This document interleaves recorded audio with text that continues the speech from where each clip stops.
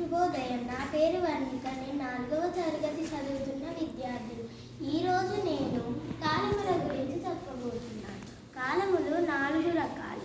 అవి వర్తమాన కాలం, భూతకాలం, భవిష్యత్తు కాలం, తద్ధర్మార్థక కాలం. నేను వర్తమాన కాలం. జరుగుతున్న పనిని తెలిపేదాన్ని వర్తమాన కాలం అంటారు.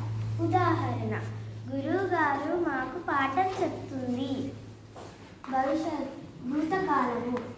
జరిగిపోయిన పనిని తెలియజేసేదాన్ని భూతకాలం అంటారు. ఉదాహరణ: అమ్మ వంట చేసింది.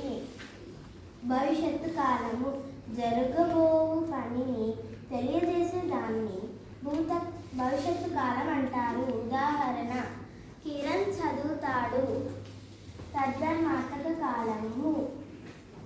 సహజ సిద్ధంగా జరుగు పనులను తెలియజేసేదాన్ని తద్ధర్మార్థక కాలం అంటారు. నది ప్రవహిస్తుంది. ధన్యవాదాలు.